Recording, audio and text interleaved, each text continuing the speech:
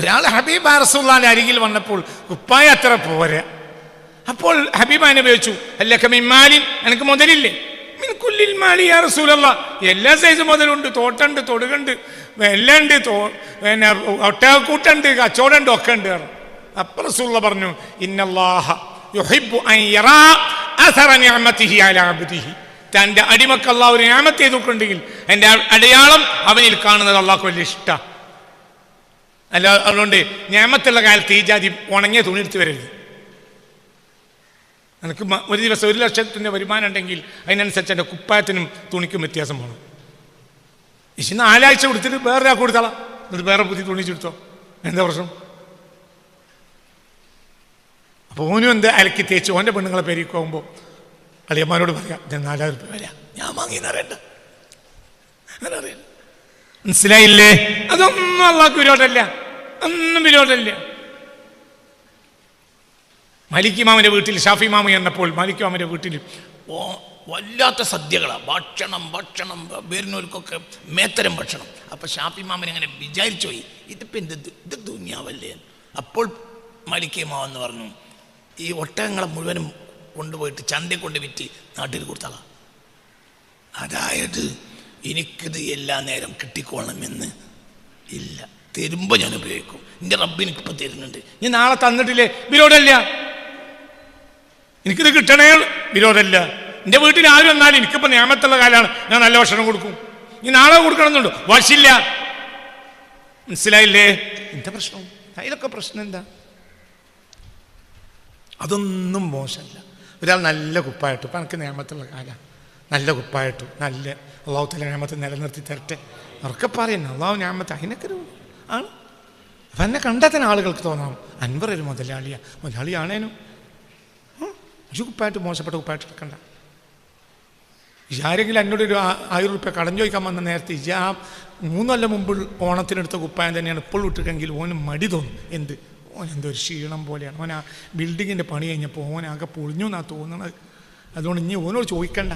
അപ്പോൾ എനിക്കൊരു 1000 രൂപ ഒരാൾക്ക് 1000 രൂപ ഒരാൾക്ക് കടം കൊടുക്കാൻ അള്ളാഹു തന്ന നിഅമത്തിൻ്റെ സമയത്ത് അത് മുടങ്ങി. എന്തുകൊണ്ട്? ഇത് മോശപ്പെട്ട കുപ്പായിട്ടുണ്ട്. ഇത് നല്ല പുതിയ ടിപ്പ് ടോപ്പിൽ കുപ്പായിട്ട് ഇങ്ങനെ മാറ്റി നല്ല ആണായിട്ട് ഇങ്ങനെ ഇറങ്ങി നടന്നാൽ. എന്നോട് 20 കൊല്ലം മുമ്പ് ഒരാൾ പറഞ്ഞു, ഒരു റാഡോ വെച്ച് കെട്ടിയോണ്ട് ഇങ്ങനെ വന്നാണ്ട് ഒരാൾ പറഞ്ഞു, ഉസ്താദേ ഇത് 25 വട്ടം വിറ്റാൽ എൻ്റെ കടം പോടൂല, അതുകൊണ്ടാണ് ഞാൻ അത് വിൽക്കാത്തത്. എന്തുകൊണ്ട്? എല്ലാവർക്കും 1000 2000 കൊടുക്കാനുള്ളത്, ഇതെങ്ങനെയാലും 10-25,000 രൂപ കിട്ടുമെന്ന് അറിയാം. അപ്പോൾ എല്ലാവരും എന്ത് വിചാരിക്കും, 10-25,000 രൂപേൻ്റെ വാച്ചും കൊണ്ടാണ് ഓൻ നടക്കുന്നത്. അതുകൊണ്ട് എന്താണെങ്കിലും നമ്മളെ പൈസ മുടങ്ങൂല. ഇത് ഞാൻ വിൽക്കാത്ത എന്തുകൊണ്ടാണ്? വിറ്റാൽ എല്ലാവർക്കും പൈസ കൊടുക്കേണ്ടി വരും. ഇത് 25 വട്ടം വിറ്റാലും എൻ്റെ കടം വിടൂല. മനസ്സിലായില്ലേ? ആണുങ്ങളായി നടക്കണം. ആണായി നടന്നോണ്ടൊന്നും ഈമാൻ പോവില്ല. ഒന്നുമില്ലാതെ നടന്നതുകൊണ്ട് മുഅ്മിനാകൂല. കരഞ്ഞിട്ട് മരിച്ചാലും നരകത്തിലാണെങ്കിൽ എന്നാൽ ചിരിച്ചിട്ട് മരിച്ചൂടെ എന്ന് പറഞ്ഞില്ലേ വയലാറ്? ചിരിച്ചു മരിക്കലും കരഞ്ഞു മരിക്കലും നരകത്തിൻ്റെയും സ്വർഗത്തിൻ്റെയും മാനദണ്ഡമല്ല. മനസ്സിലായില്ലേ? ഇത് ചിരിച്ചു മരിച്ചുകൊണ്ട് നരകത്തിലാവില്ല, കരഞ്ഞു മരിച്ചുകൊണ്ട് സ്വർഗത്തിലാവില്ല. മനസ്സിലായില്ലേ? ഇതൊക്കെ മാനദണ്ഡം വേറെയാ. അള്ളാഹു നമുക്ക് തൗഫീഖ് തരട്ടെ. സീറൂന സൈറൻ ഫിൽ മജാലിസി ഫഅജബൻ لسيري جلوسي يشبهون مسخورا وقد راتعوا في تلك رؤلا معارفي تراهم سكوتا والمقام مشيرا وقد راتعوا എന്നിൽ നിന്ന് നബിപ്രേമത്തിൻ്റെ കള്ള് കുടിച്ചവർ റതഉ, അവർ മേയുകയാണ്. ഫീ തിൽക, ആ അവസ്ഥയിൽ തന്നെ, ആ ഇരുത്തത്തിൽ തന്നെ, റൗള മആരിഫിൻ, ആത്മജ്ഞാനത്തിൻ്റെ പൂന്തോപ്പുകളിൽ എന്നിൽ നിന്ന് നബിപ്രേമത്തിൻ്റെ മദ്യം കടിച്ചവർ റതഉ, മേയുകയാണ്. അവർ മേയ ഫീ തിൽക, ആ ഇരുത്തത്തിൽ. റൗള മആരിഫിൻ, റൗള് എന്ന് പറഞ്ഞാൽ റൗളത്തിൻ്റെ ബഹുവചനം. റൗള മആരിഫിൻ, മഅരിഫത്ത് ആത്മജ്ഞാനം. റൗള മആരിഫിൻ, ആത്മജ്ഞാനങ്ങളുടെ പൂന്തോപ്പുകളിൽ ഒരു മേയ, ആ ഇരുത്തത്തിൽ അവർ ആത്മജ്ഞാനത്തിൻ്റെ പൂന്തോപ്പുകളിലാണ്. നോക്ക് നോക്ക് നോക്ക് നോക്ക് നോക്ക്, നല്ല രസമുള്ള വരികളാണ്.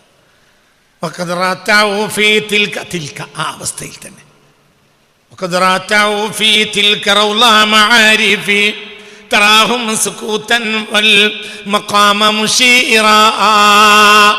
തറാഹും, നീ അവരെ കാണുമ്പോൾ കാണുന്നത് സുകൂതൻ, അവർ മിണ്ടാതിരിക്കുന്നവരായിട്ടായിരിക്കും.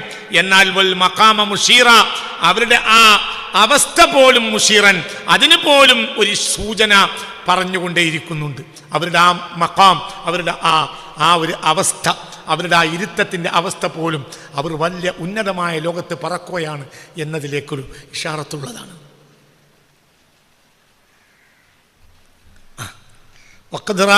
അള്ളാഹു നമുക്ക് തൗഫീക്ക് തരട്ടെ, അള്ളാഹു തൗഫീക്ക് തരട്ടെ. അള്ളാഹു മുട്ടാണ്, നമ്മളിപ്പോൾ ഇതൊക്കെ മുട്ടലാണ്. ഒരു ദിവസം അള്ളാഹു വാതിൽ തുറക്കും.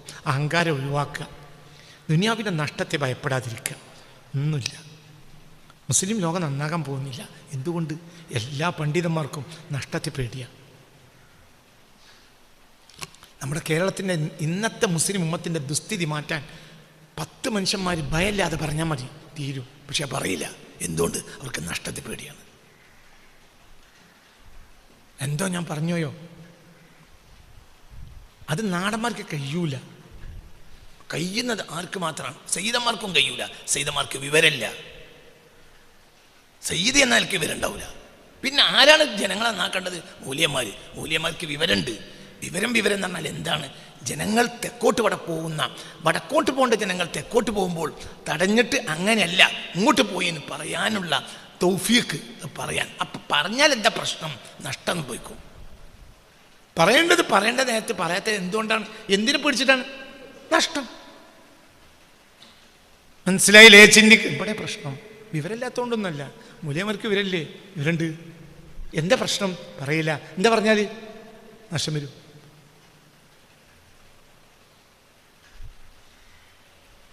നഷ്ടം വരും. ഒരു കൊല്ലം 100 കൊല്ലമായി നമ്മുടെ പണ്ഡിതന്മാർ 100 കൊല്ലമായി നമ്മുടെ പണ്ഡിതന്മാർ വഹാബിയത്ത് പോലെയുള്ള തിന്മയില്ല എന്ന് പ്രസംഗിച്ചുകൊണ്ടിരിക്കുകയാണ്.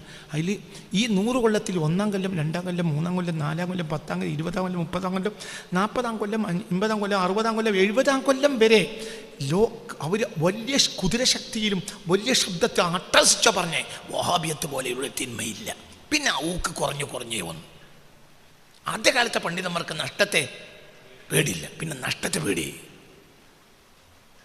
2021 ഡിസംബർ മുതൽ 2022 മെയ് വരെ വഹാബിയത്ത് പോലൊരു തിന്മ ലോകത്തില്ല എന്നത് ഞാൻ 22ഓളം പ്രസംഗങ്ങൾ നടത്തിയിട്ടുണ്ട്. ആ പ്രസംഗങ്ങളിലൊക്കെ ഞാൻ പറഞ്ഞിട്ടുണ്ട്. ഇതിൻ്റെ മുഴുവനും കണ്ടൻറ്റുകൾ എൻ്റെ കയ്യിലുണ്ട്, എവിഡൻസ് ഉണ്ട്. ആർക്കെങ്കിലും വന്നിട്ട് ആവശ്യക്കാർക്ക് കൊടുക്കും, അവർ പ്രസംഗിച്ചാൽ മതി. ഇന്ന് വരെ ഒരാൾ വന്നില്ല. എന്തുകൊണ്ട്? അത് നഷ്ടം ഉണ്ടാക്കും. എന്നാൽ എല്ലാവരും ഞാൻ കാണുമ്പോൾ പറയും അതൊരു സംഭവമാണ്. അങ്ങനത്തെ ഒരു പ്രസംഗം ഞങ്ങൾ ചെവി മുളച്ച് കേട്ടിട്ടില്ല. ഈ ആഴ്ച എന്നോട് മൂല്യർ പറഞ്ഞിട്ടുണ്ട്. ഈ ആഴ്ച ഒരു മൂല്യർ, താടി നരച്ചൊരു മൂല്യർ എന്നോട് പറഞ്ഞിട്ടുണ്ട്. അതൊരു സംഭവം. അങ്ങനത്തെ ഒരു പ്രസംഗം എൻ്റെ ജീവിതത്തിൽ ഞാൻ കേട്ടിട്ടില്ല. എന്നാ എന്താ മൂപ്പർക്ക് ഞാൻ പറഞ്ഞിട്ടുണ്ട്. എല്ലാ പ്രസംഗം അവസാനം പറയും ഇതിൻ്റെ എല്ലാ കണ്ടന്റ് വഹാബിയത്താണ് ഈ ഭൂഗോളത്തിൽ ഏറ്റവും വലിയ തീവ്രവാദം. അതിനേക്കാൾ വലിയ തീവ്രവാദം ലോകം കണ്ടിട്ടില്ല. മുഹമ്മദ് ബിൻ അബ്ദുൽ വഹാബിനെ പോലത്തെ ഒരു ക്രൂരൻ മനുഷ്യ ചരിത്രത്തിൽ ആ ഇസ്ലാമിക സമൂഹത്തിൽ വേറെ ഉണ്ടാവില്ല. ഇസ്ലാമിക സമൂഹത്തിൽ ഉണ്ടാവില്ല, മുസ്ലിം എന്ന പേരിൽ. എന്നാൽ ഇതിൻ്റെ കണ്ടന്റൊക്കെ എൻ്റെ കയ്യിലുണ്ട്. ആർക്ക് വന്ന് കൊണ്ടുപോകാം? കൃത്യം ആർക്കും നിഷേധിക്കാൻ കഴിയില്ല. എന്നിട്ട് എന്തേ ഒരാൾ വരാഞ്ഞു? നഷ്ടമുണ്ടാവും. അതാണ് പ്രശ്നം. അതുകൊണ്ട് ഈ ജനം ഇങ്ങനെ തന്നെയാണ് പോകും. ഈ ജനത്തിന് നന്നാക്കാൻ കഴിയും നിങ്ങൾ വിചാരിക്കും വേണ്ട. നിങ്ങൾ 1000ാമത്തെ വാർഷിക സമ്മേളനം നടത്തിയാലും ഉമ്മത്തെന്നാവില്ല. ഉമ്മത്തെന്നാവണമെങ്കിൽ ആദ്യം നിങ്ങളുടെ നഷ്ടത്തെ ഭയപ്പെടാതിരിക്കണം. അവിടെയാണ് തുടങ്ങുന്നത്. മുഹമ്മദ് എന്ന മനുഷ്യൻ സ്വല്ലല്ലാഹു അലൈഹി വസല്ലം ഒരു ജനതയ്ക്ക് പരിവർത്തനം ഉണ്ടാക്കി. എന്താ മനുഷ്യൻ്റെ കയ്യിൽ വാളും കുന്തവും ഇല്ല. എന്താണ് മനുഷ്യനെ? നഷ്ടത്തെ പേടിയില്ല. കാരണം ആ മനുഷ്യൻ നഷ്ടത്തിലാണ് ജനിച്ചതന്നെ. നഷ്ടം ലാഭം. ആ മനുഷ്യൻ്റെ ഉമ്മ ആ മനുഷ്യനെ ഗർഭത്തിലിരിക്കുമ്പോൾ വാപ്പ മരിച്ചു. അതിലും വലിയ നഷ്ടം എന്താ? വാപ്പാൻ്റെ മുഖം വയസ്സിൽ കണ്ടിട്ടില്ല. 6ാമത്തെ വയസ്സിൽ സ്നേഹതിന്റെയായ ഉമ്മ മരിച്ചു. അതിലും വലിയ നഷ്ടം എന്താ? അക്കാലത്ത് ഏറ്റിപ്പിടിച്ച് കൊണ്ടു നടന്ന പാവപ്പെട്ട 19 വയസ്സായ വൃദ്ധനായ വല്ലിപ്പ 8ാമത്തെ വയസ്സിൽ മരിച്ചു. പിന്നെ ഏൽപ്പിക്കപ്പെട്ടത് അബൂ താലിബിനെ. അബൂ താലിബ് പരമദരിദ്രൻ. പിന്നെ ഈ കുട്ടി 8 വയസ്സ് 9 വയസ്സുകാലത്ത് അങ്ങനെ നടക്കും ആടുമേച്ച്. എന്തിന്? എളാപ്പാൻ്റെ വീട്ടിൽ തിന്നണമെങ്കിൽ ഈ കുട്ടി ആടുമേക്കണം. മരുഭൂമി കിടക്കും.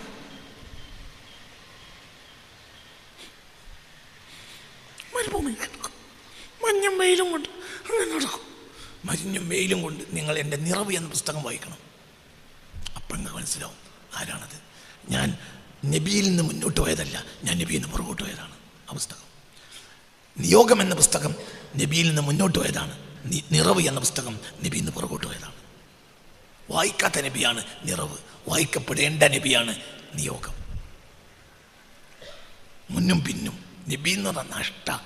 അപ്പം നഷ്ടമില്ല, നഷ്ടത്തിലാണ് ജനിച്ച്. പിന്നെന്താ പ്രശ്നം? എല്ലാ മക്കളും തൻ്റെ ജീവിതകാലത്ത് തന്നെ മരിച്ചുപോയി. എന്തൊക്കെയാ നഷ്ടം? മനസ്സിലായില്ലേ? ഇഷ്ടഭാജനമായ ഭാര്യ മരിച്ചു. രാത്രികളിൽ നബി പൊട്ടിക്കരയുന്നത് ഞാൻ കണ്ടിട്ടുണ്ടെന്ന് മഹാനായ Ali bin Abi Talib. Khadija ബി മരിച്ചതിൽ പിന്നെ ഏറ്റവും വലിയ അത്താണിയായിരുന്നു അബൂ താലിബ്, മരിച്ചു. നഷ്ടം. ആ മനുഷ്യനൊന്നിനും പേടിയില്ല, നഷ്ടത്തെ പേടിയില്ലാതെ ആ മനുഷ്യൻ വന്നത്. അതുകൊണ്ട് എന്തു പറയാ?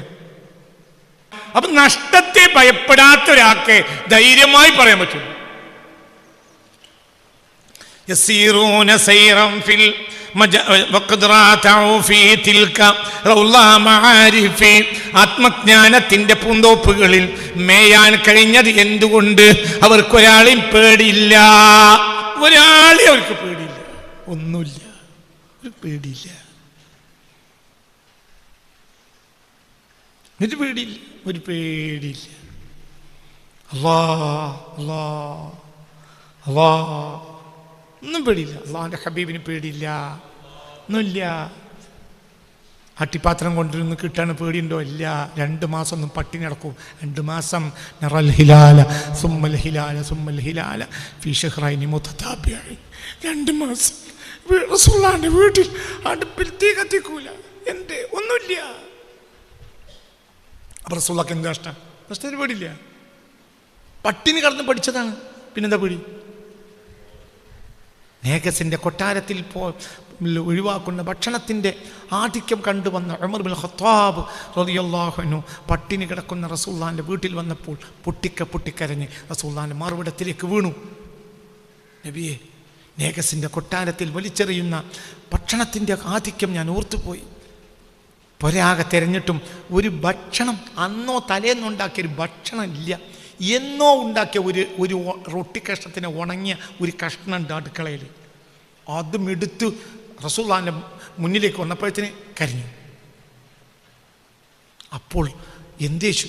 നബിയെ, എനിക്കിത് സഹിക്കാൻ കഴിയുന്നില്ല. നിങ്ങൾ അല്ലാഹുവിന്റെ റസൂലല്ലേ, നിങ്ങളിങ്ങനെ പട്ടിണി എനിക്ക് സഹിക്കാൻ കഴിയില്ല. നേഗസിൻ്റെ കൊട്ടാരത്തിൽ ഉപേക്ഷിക്കപ്പെടുന്ന ഭക്ഷണത്തിൻ്റെ ആധിക്യം ഓർത്തുപോയി ഞാൻ. അപ്പോൾ ഹബീബ് പറഞ്ഞു,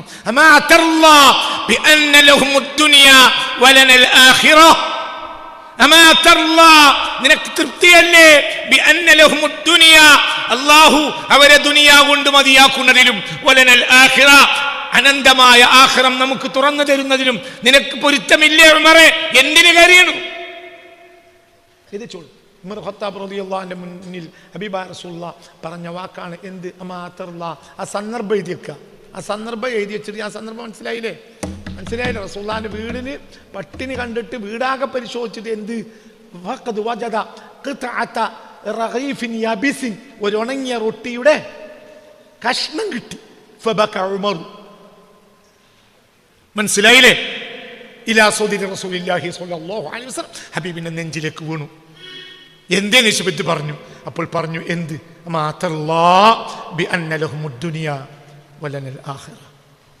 ഇത് ചോദിക്കാൻ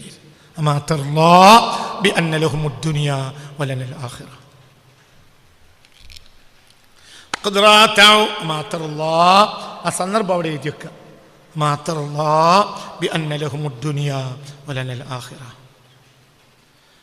وقد راتعوا في تلك روضا معارف تراهم سكوتا والمقام مشيرا. وقد راتعوا അവർ മേയുകയാണ്. ഫീ തിൽക, ആ അവസ്ഥയിൽ, റൗള മആരിഫിൻ, റൗള മആരിഫിൻ, ആത്മജ്ഞാനത്തിൻ്റെ പൂന്തോപ്പുകളിൽ ഇങ്ങനെ ഇരുന്ന് ചിന്തിക്കുകയാണ്. ഏതാണ് ആത്മജ്ഞാനത്തിൻ്റെ പൂന്തോപ്പ്? കലാമുൻ ഖദീമുൻ, അത് ഖദീമായ റബ്ബിൻ്റെ കലാമ. അവർ ഇരുന്നു കൊണ്ട് അള്ളാഹുവിൻ്റെ കലാം ആലോചിച്ചിരിക്കും. ലാ യുമല്ലു സമാഉഹു, അത് കേട്ടാലും കേട്ടാലും മതിവരാത്ത കലാമല്ലേ, ആ കലാമിലായിരിക്കും ഈ ആളുകൾ സദാസമയവും ചിന്തിച്ചു. അവരിങ്ങനെ ദിക്റിൻ്റെ മജ്‌ലിസിലിരിക്കുക, അപ്പോഴും അവരെ ചിന്ത എന്തിലാണ്? ഖുർആനിൻ്റെ ആയത്തുകളിലാണ്. അതാ അവർ പറക്കറിയണത്, ഇങ്ങനെ പറക്കും. കലാമുൻ ഖദീമുല്ല, മനസ്സിലായില്ലേ? ആത്മജ്ഞാനത്തിൻ്റെ പൂന്തോപ്പുകളിൽ മേയാണ് പറഞ്ഞാൽ ആ പൂന്തോപ്പ് ഏതാണ്? കലാമുൻ ഖദീമുൻ, ഖദീമായ റബ്ബിൻ്റെ, മനസ്സിലായില്ലേ? റബ്ബിൻ്റെ ഖദീമായ കലാമാണ്. ആ കലാമാവുന്ന പൂന്തോപ്പിലാണ് അവർ മേയുന്നത്. അവരിയ്ക്കുമ്പോൾ ഓതണമൊന്നുമില്ല, പക്ഷെ അവർ ആയത്തിൽ ചിന്തിക്കുകയാണ്, അങ്ങനെ ചിന്തിക്കുകയാണ്. കലാമുൻ ഖദീമുല്ല യുമല്ലു സമാഉഹു, അതിൽ അത് കേട്ടാലും കേട്ടാലും മതി വരാത്ത കിതാബല്ലേ. അല്ലാഹു തആല അതിൽ മേയാൻ നമുക്ക് തൗഫീഖ് തരട്ടെ. ഇപ്പോഴും എല്ലാ ദിവസവും ഞങ്ങൾ ഡ്യൂട്ടികളോട് പറഞ്ഞിട്ടുണ്ട്, എല്ലാ രാത്രിയിലും നേരം വെളുക്കാൻ അങ്ങനത്തെ എന്ത് ചെയ്യണം? ഖുർആനോടണം. അർത്ഥമൊന്നും അറിയണ്ട, നിങ്ങൾ പേടിക്കണ്ട, അള്ളാഹു നിങ്ങൾക്ക് തുറന്നു തരും. നമുക്കൊക്കെ അള്ളാഹു തുറന്ന് തരട്ടെ. പേടിക്കണ്ട. നിങ്ങൾ 40 ദിവസം 41 ദിവസം നിങ്ങൾക്ക് ഹിക്മത്ത് വരും. ഇല്ലെങ്കിൽ നിങ്ങൾ അഹങ്കാരം ഒഴിവാക്കേണ്ടി വരും. അഹങ്കാരം ഉണ്ടെങ്കിലേ ഇല്ലെങ്കിലേ ഉള്ളൂ. 40 ദിവസം സ്ഥിരം ഖുർആൻ ഓതിയാൽ അവൻ അഹങ്കാരം ഇല്ലാത്ത വ്യക്തിയാണെങ്കിൽ മഅരിഫത്ത് തുറന്ന് കിട്ടുകയും ചെയ്യും.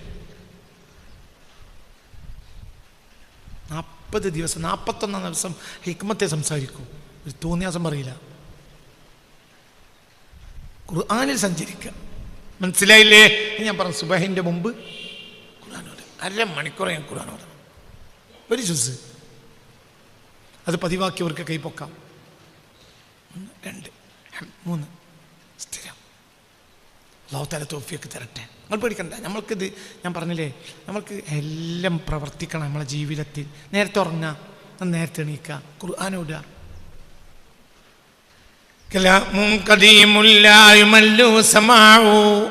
അത് കേട്ടാലും കേട്ടാലും ഒന്ന് നീ തന്നെ കേൾക്കും. നീ ഖുർആൻ ഓതിയിട്ട് എന്നെ കേൾക്കും. അർത്ഥം നിനക്കറിയണ്ട. എന്താടാ അർത്ഥം? അറിഞ്ഞോരല്ല നന്നായത്, അർത്ഥം അറിയാത്തവരാ. അർത്ഥം അറിയാത്തവർ നന്നായി. അർത്ഥം അറിയാൻ നന്നായിട്ടില്ല എന്നല്ല, അർത്ഥം അറിഞ്ഞവർ ഇവിടെ എത്തിയാൽ നന്നാവും. അർത്ഥം അറിയാത്തവർ പലരും നന്നായി. ഖുർആനോടും കാര്യം, ഖുർആനോടും കാര്യം, ഖുർആനോടും കാര്യം. അങ്ങനത്തെ ആളുകൾ കലാമുൻ ഖദീമുൻ, അവർ അള്ളാഹു അവസ്ഥയിലെത്തിക്കും. അവർ നാവുകൊണ്ട് അനാവശ്യം പറയില്ല. അവർ അള്ളാഹിൻ്റെ പൊരുത്തത്തിലല്ലാതെ സഞ്ചരിക്കൂല. ചിന്തിക്ക്. അവർക്ക് ആരെ മോനോ ഇല്ല എന്ന് പറയാൻ പറ്റിയില്ല. ഇല്ല, അത് പറ്റൂല, നടക്കൂല, ഇല്ല. എന്ത്? അവർ അത്രയും നല്ല സിദ്ധി നേടും.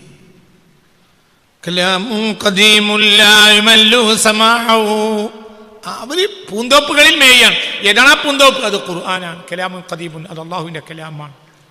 ലാ യുമല്ലു സമാഉഹു, അതിൻ്റെ കേൾവി മടിയാക്കപ്പെടുകയില്ല, പൂതി തീരൂല. ഖുർആൻ കേട്ടാലും കേട്ടാലും പൂതി തീരൂല. പിന്നെ യകൂനു അലൽ ജംഇൽ ഖദീമി ഖുമുറാ, യകൂനു, ആ ഖുർആൻ ആയിക്കൊണ്ടേയിരിക്കുന്നു.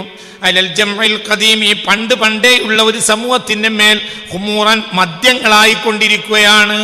പണ്ട് പണ്ടേ ഖുർആൻ കേൾക്കുന്നവർ ഓടുകയും കേൾക്കുകയും ചെയ്യുന്ന സമൂഹത്തിന് കള്ളുടിച്ചതുപോലെ. കേട്ടാലും കേട്ടാലും പൂജ ചെയ്യൂല. അള്ളാഹിൻ്റെ ഹബീബ് മുത്ത് മുഹമ്മദ് മുസ്തഫ ഇബ്നു മസ്ഊദിനോട് പറഞ്ഞില്ലേ, ഇഖ്റ അലൈഹിൽ ഖുർആൻ, എനിക്കൊന്ന് ഖുർആൻ ഓതിത്തരാൻ. അപ്പോൾ പറഞ്ഞു, വകൈഫ അഖറഉ അലൈക വഖദ് ഉൻസില ഇലൈക യാ റസൂലല്ലാഹ്. ഇത് ചില ഹദീസ് എഴുതിടൂ, ഞാൻ പറയുമ്പോഴത്തേന് എഴുതണ്ടേ.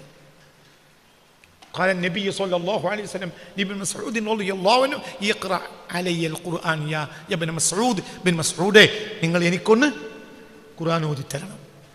فقال, അപ്പോൾ ഇബ്നു മസ്ഊദ് പറഞ്ഞു, وكيف أقرأ عليك وقد أنزل إليك يا رسول الله. നബി, ഞാൻ എങ്ങനെ നിങ്ങൾക്ക് ഓതിത്തരും? അത് അല്ലാഹു തആല ഇറക്കിയത് തന്നെ നിങ്ങൾക്കല്ലേ. അപ്പോൾ ഹബീബായ നബി പറഞ്ഞു, നീ വഹിബ്ബു അൻ അസ്മഅ മിൻ ഗൈരി, മറ്റൊരാളിൽ നിന്ന് ഖുർആൻ ഓതാൻ എനിക്ക് കേൾക്കാൻ വലിയ പൂതിയ ഇഷ്ട. ഓതിക്കൊണ്ട സൂറത്തുൻ നിസാ ഓതി തുടങ്ങി. വജിഇനാ ബിക അലാ ഹൗലാഇ ഷഹീദാ. ആ ആയത്ത് ഓതിയപ്പോൾ റസൂൽ പൊട്ടി പൊട്ടി പൊട്ടി കരഞ്ഞു. അടുത്ത അവിടുത്തെ പൊട്ടി പൊട്ടി കരഞ്ഞു. അപ്പൊ എത്രയാണെങ്കിലും അതിന്റെ പൂതി തീരൂല. അത് അള്ളാഹു ഇറക്കി കൊടുത്ത ആൾക്ക് വരെ മറ്റൊരാൾ ഊതി കൊടുക്കാൻ പൂതി തീർന്നിട്ടില്ല.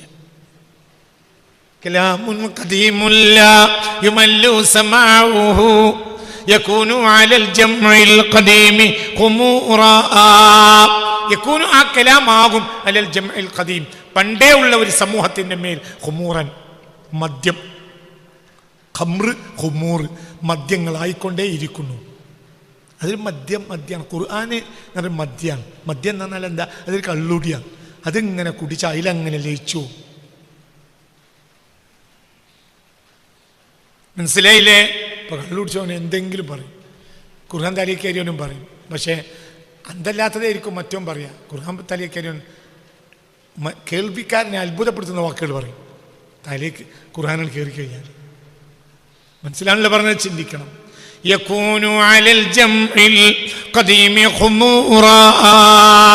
നോക്കി, കലാമുൻ, എൻ്റെ കൂടെ ഓട്, എൻ്റെ കൂടെ ഓട്. കലാമുൻ ഖദീമുൻ ലാ യുമല്ലു സമാഉഹു യകൂനു അലൽ ജംഉൽ ഖദീം, പണ്ടേ ഉള്ള ഒരു ജനത, ഒരു സമൂഹം. നബിയുടെ കാലം മുതലുള്ള ഒരു സമൂഹമുണ്ട്. അവർക്കൊക്കെ ഖംറാണ്, അവർക്കൊക്കെ കള്ളാണ്. എന്ത്? ഖുർആനോത്ത്. അങ്ങനെ കുടിക്കുമ്പോൾ അവർക്ക് അള്ളാഹിനോട് റസൂലിനോടുള്ള പ്രേമം ഏറിക്കൊണ്ടേയിരിക്കും. അള്ളാഹു തൗഫീക്ക് തരട്ടെ. പിന്നെ അഹങ്കാരം ഉണ്ടാകരുത്. ഖുർആൻ ഓടിയാൽ അഹങ്കാരല്ലേ, അതൊരു മദ്യാണ്. അങ്ങനെ കയറും.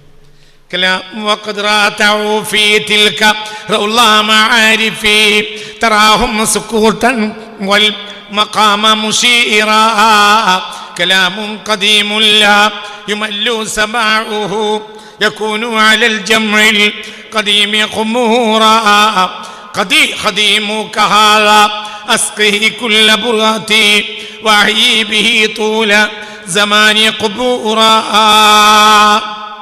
ഖദീമുക, പഠിച്ചോനെ, നിന്റെ സർവന്റ്, നിന്റെ സേവകൻ, നിന്റെ വേലക്കാരൻ.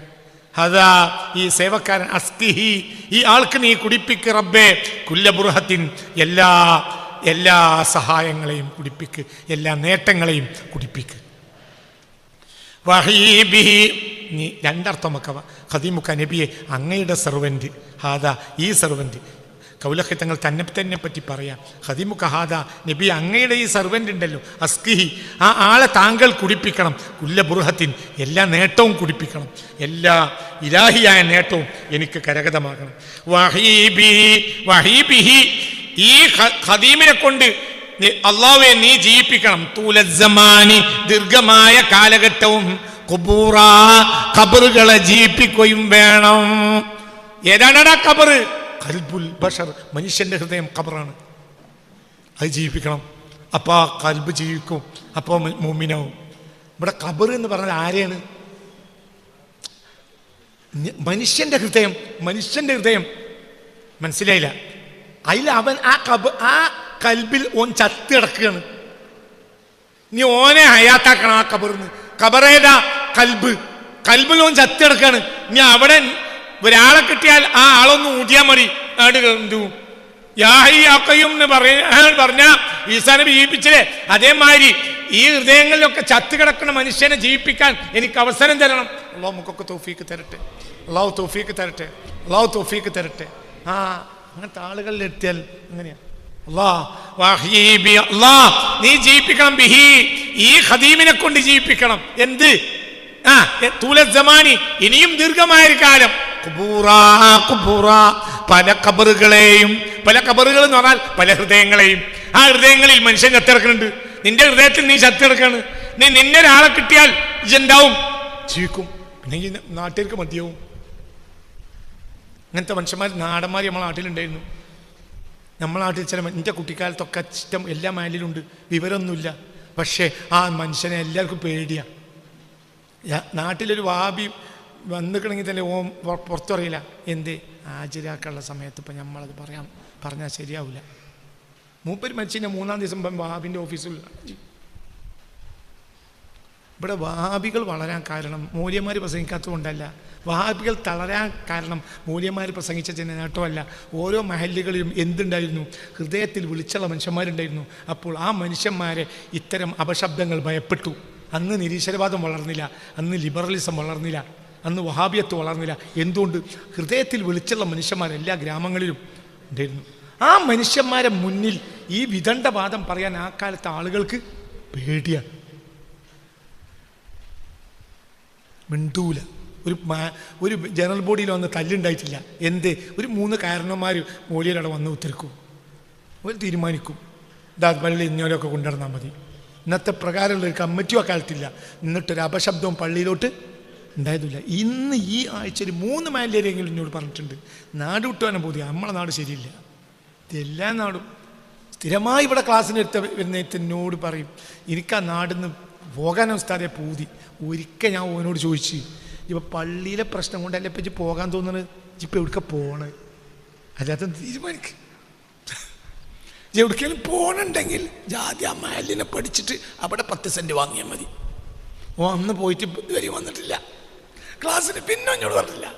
ഉണ്ട്, ഞാൻ വേണമെങ്കിൽ ആളെ കാണിച്ചു തരാം. എനിക്ക് എൻ്റെ മൈൻഡിൽ പ്രശ്നം ഉസ്താദെ, ഞാൻ അവിടുന്ന് പോവുകയാണ്. ആയിക്കോട്ടെ, എവിടേക്ക പോകണത്? അതിനേക്കാളും വലിയ പ്രശ്നമാണ് ആ മൈൻഡിൽ നിലവണ്. ഈ പോയിട്ട് കാര്യമല്ല. ഇനി എന്തേ ഉള്ളൂ എന്നറിയാം, സ്വന്തം ഗ്രാമത്തിൽ കാടുണ്ടാക്കുക, സ്വന്തം കാട്ടിൽ നമ്മൾ മറിയുക. ഇനി പറഞ്ഞിട്ട് കാര്യമില്ല. മനസ്സിലായില്ലേ? ചിന്തിക്കുക. ഇതൊക്കെ ഇവിടെ വഹാബിയത്തും നിരീശ്വരവാദവും ലിബറൽസും വളരാൻ കാരണം മൂല്യന്മാർ വയൽ നടക്കായിട്ടില്ല. അക്കാലത്ത് മൂല്യന്മാർ കൊല്ലത്തിൽ 3 ദിവസമേ വയൽ കയറുള്ളൂ. ഇന്ന് രാവിലെ വയൽ, ഉച്ചക്ക് വയൽ, വയലിനോട് വയൽ. മൂല്യന്മാർ വയൽ പറഞ്ഞനുസരിച്ച് നാട്ടുകാർ വഹാബിയാക്കുകയാണ്, അതിനനുസരിച്ച് നിരീശ്വരവാദി ഉണ്ടാക്കുകയാണ്. എന്ത്? വഹാബികളെ ഇല്ലാതാക്കിയത് മൂല്യരെ കളകളാന്നുള്ള വർത്താനമല്ല. ഓരോ മഹല്ലുകളിലും ആരുണ്ടായിരുന്നു? ഹൃദയത്തിൽ വിളിച്ചുള്ള മനുഷ്യന്മാരുണ്ടായിരുന്നു. ഇനി വയലിന് കയറി നിന്ന ആൾക്കാണ് ഹൃദയത്തിൽ വിളിച്ചുണ്ട്. മനസ്സിലായില്ലേ? ചിന്തിക്കാം. ഹൃദയത്തിൽ വിളിച്ചുള്ളവരാണ്. അപ്പം അവരുടെ മുന്നിൽ ഒരു എതിർവാക്ക് പറയാൻ മനുഷ്യന്മാർക്ക് കഴിയൂല. നോക്ക്, അതാണ് ഇവിടെ ഖബറിനെ ജയിപ്പിക്കാറുണ്ട്. നോക്ക് وهيبه طول زمان قبورا قديمك هذا أسقي كل برهتي وهيبه طول زمان قبورا. ഒരു കാലത്ത് ഒരു നാട്ടിലെ ഖതീബിനെതിരെ ഒരു വാക്ക് പറയില്ല. ഇന്നൊരു സംഘടനയുടെ, ബഹുമാനിക്കപ്പെട്ട സംഘടനയുടെ മഹാനായ നേതാവിനെ വരെ സോഷ്യൽ മീഡിയയിൽ തോന്നിയാസം വിളിച്ചു പറയുന്നതിന് നാട്ടുകാർക്ക് ഒരു മടിയുമില്ല. പുനഃപരിശോധിക്കേണ്ടത് നാട്ടുകാരല്ല, നേതാക്കന്മാരെ പുനഃപരിശോധിക്കേണ്ടത് ഇത്തരം നേതാക്കളാണ്. ജനങ്ങൾ ഭയപ്പെടേണ്ട ഒന്നും ഞങ്ങളിലില്ല എന്നെങ്കിലും ഇനിയും മനസ്സിലാക്കുന്ന നല്ലതാണ്. ഇവിടെ പ്രശ്നം നാട്ടുകാരെന്നും മോയ്ക്കല പുല്ലാണ്. മോയ്ക്കല പുല്ല് എന്നറിയും. അതിൻ്റെ അർത്ഥം ഈ പുഴക്കിറങ്ങുന്ന ഭാഗത്തിന് മോയ്ക്കൽ എന്ന് പറയുന്ന സ്ഥലമുണ്ട്. അത് വലിയ പുല്ലുണ്ടാവും.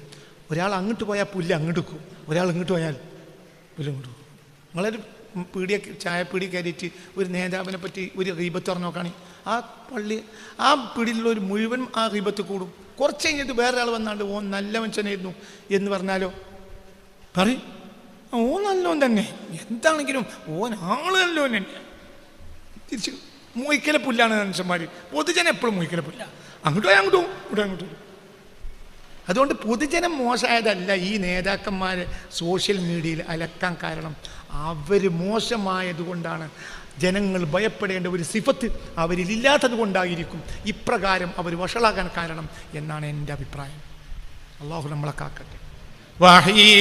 ഹൃദയത്തിനെ ജീവിപ്പിക്കണമെങ്കിൽ വേറൊരു വെളിച്ചം വേണം. അതില്ലാത്തതാണ് പ്രശ്നം. പിന്നെ എല്ലാം വിചാരിക്കേണ്ട ആരെ പറ്റിയാണ് ഞാൻ പറഞ്ഞത്, വിചാരിക്കുന്നവരെ പറ്റി എന്നെ പറഞ്ഞത് എന്നാണ് കുട്ടികള. കലാമുൻ ഖദീമുൻ ലാ യുമല്ലു സമാഉഹു യകൂനു അലൽ ജംഇൽ ഖദീമി ഖുമൂറാ ഖദീമുക ഹാദാ അസ്ഖി കുല്ല ബുർഹതി വഅയി ബിഹി തൂല സമാനി ഖുബൂറാ. ഖദീമുക നബി അങ്ങയുടെ സെർവൻ്റായ ഹാദാ ഈ ഇബ്രാഹിം നിയാസ് ഉണ്ടല്ലോ, അസ്കി നബി അങ്ങ് എന്നെ കുടിപ്പിക്കണം കുല്ല ബുർഹത്തിൻ എല്ലാ എല്ലാ നേട്ടവും കുടിപ്പിക്കണം, എല്ലാ മദതും കുടിപ്പിക്കണം. വഹീബിഹി, ഈ ഖദീമിനെ കൊണ്ട് അങ്ങ് ജീവിപ്പിക്കുകയും വേണം. തുലസമാനി, ഇനിയും ദീർഘമായൊരു കാലം. ഖുബൂറ, ഖബറുകളെ, ചത്തുകിടക്കുന്ന ഹൃദയങ്ങളെ അല്ലാഹു അതൊക്കെ ജീവിപ്പിക്കാൻ നമുക്ക് അല്ലാഹു നമ്മുടെ കൽബും ജീവിക്കണം, നാട്ടുകാരും ജീവിക്കണം. അല്ലാഹു തൗഫീഖ് തരട്ടെ.